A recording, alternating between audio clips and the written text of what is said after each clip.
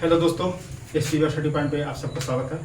दोस्तों आज हम बात करेंगे मात्र 5 मिनट में जो संविधान के प्रमुख भाग हैं। वैसे तो मूल संविधान की बात करें तो मूल संविधान में 22 भाग थे, बट यहाँ पे हम कुछ शॉर्ट लिस्टेड किए हैं वैसे भाग को जिससे प्रश्न बार बार आपको आते हैं एग्जाम में, और उसी का हम यहाँ डिस्कशन करें मात्र 5 मिनट में। क्योंकि अगर डिटेल देखना है तो मेरा चैनल पर वीडियो आपको मिल जाएगा। भाग का 22 भाग का हम बताए हैं। तो आइए शुरू करते हैं भाग 1 से। भाग 1 हो, आपको याद रखना है कि भाग 1 हो चाहे अनुच्छेद 1 हो या अनुसूची 1 हो, सभी में संघ और राज्य क्षेत्र की चर्चा मिलती है। तो यहाँ पे आपको सिर्फ संघ एवं राज्य की या राज्य क्षेत्र की चर्चा मिलती है, ठीक है। अगर भाग 2 की बात करें, संघ मतलब समझ केंद्र और राज्य मतलब राज्य, ठीक है। भाग 2 की बात करें तो इसमें अगर संघ, देखिए संघ और राज्य यहाँ रहने के लिए नागरिक चाहिए, तो यहाँ नागरिकता की चर्चा मिलती है, नागरिकता का उल्लेख मिलता है, ठीक है। 3 में आते हैं, अगर नागरिक है तो किसी भी राज्य संघ या राज्य में नागरिक है तो नागरिकता उसको मिल गया, तो उसको अधिकार भी चाहिए। तो यहाँ पे मौलिक अधिकार की चर्चा है, मूल अधिकार।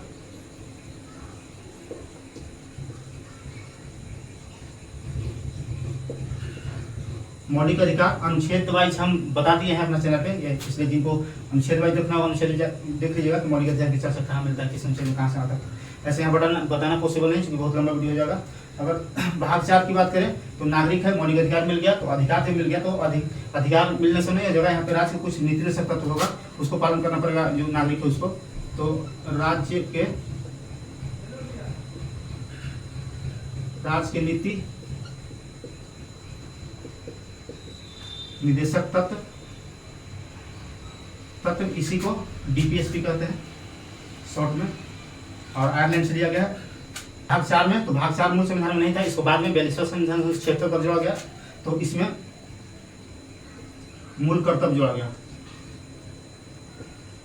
मूल कर्तव्य फंडामेंटल ड्यूटी जो 10 को था, अभी वर्तमान में देखें तो 11 को था, शुरुआती में 10 जोड़ा गया था, फिर 6वें संशोधन 2003 द्वारा एक आगे जोड़ा गया था।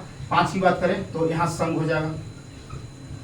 6 की बात करें संघ मतलब केंद्र हो जाएगा, तो 6 में राज्य हो जाएगा।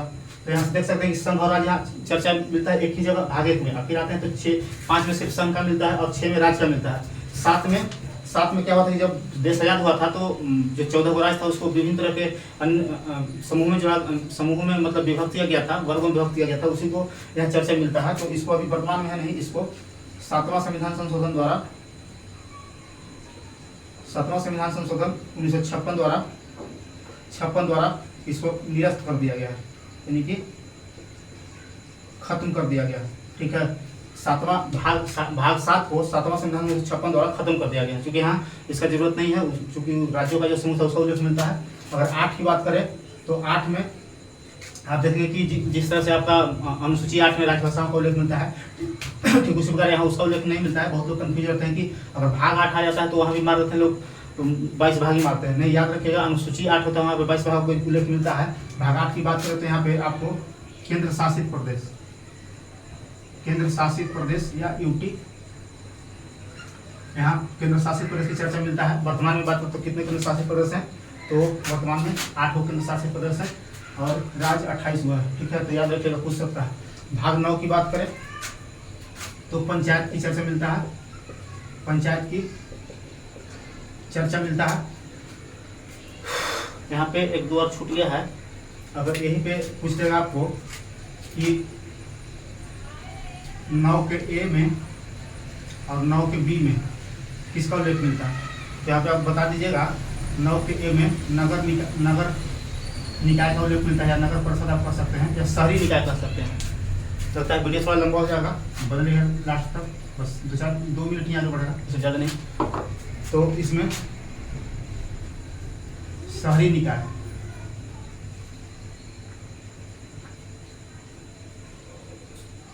इसमें शहरी निकाय जैसे नगर निगम हो गया, नगर परिषद हो गया, और इसमें सहकारी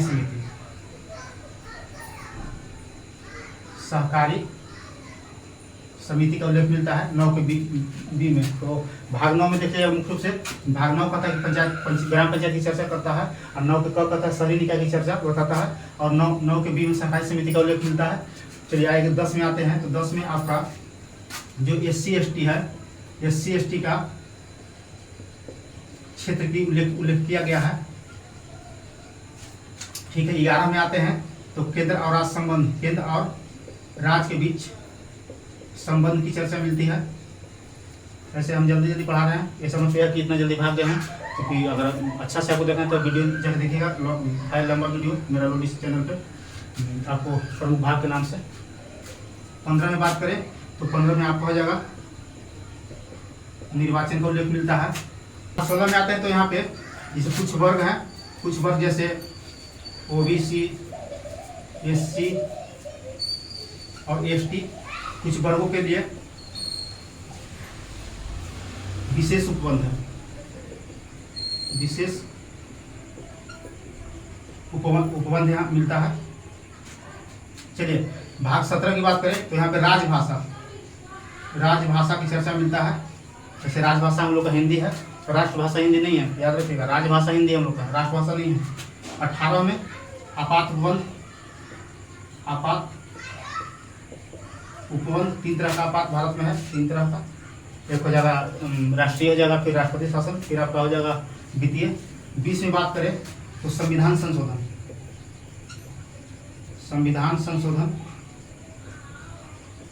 अनुच्छेद 368 के तहत जो दक्षिण अफ्रीका से लिया गया है, तो इस पर से हम 5 से 6 मिनट में खत्म इसको कर दिए। आप देख लीजिए, एक बार देख लीजिए। पहला में कहता है संघ और राज्य की, राज्य जो संघ और राज्य क्षेत्र है उसका चर्चा मिलता है। वर्तमान में 8 राज्य हैं और 8 केंद्र शासित प्रदेश हैं, याद रखिएगा। 2 में नागरिकता हो जाएगा, 3 में मौलिक अधिकार हो जाएगा, 4 में राजनीति सप्तक हो जाएगा, 4 के कम में मूल कर्तव्य की चर्चा मिलता है, 5 में संघ, 6 में राज्य, 7 में खत्म कर दिया गया इसको, चूंकि इसमें जो राज्य था उसको विभिन्न श्रेणी में बांटा गया था, उसका चर्चा मिलता है, तो वर्तमान में नहीं है, इसीलिए 7वां संविधान 1956 में खत्म कर दिया गया है। चलिए 8 में केंद्र शासित प्रदेश जो यूटी है, हम लोग को 8 है भारत में।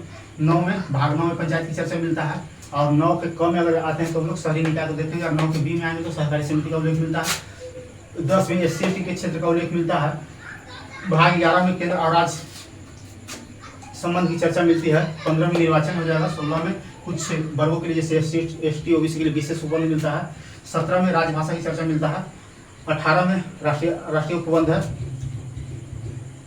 सॉरी जो आपका आपात उपबंध है उसको, और 20 में संविधान संशोधन का उल्लेख मिलता है। तो इस तरह से हम 5 मिनट खत्म कर दिए, और जिनको अच्छा लगता है वो वीडियो को देखिएगा और अपने दोस्तों को भी शेयर कीजिएगा। अगर जिनको अच्छा नहीं लगता है वो प्लीज़ मेरे चैनल को अनसब्सक्राइब कर दीजिएगा, अनलाइक कर दीजिएगा वीडियो को, और लास्ट देखने के लिए धन्यवाद।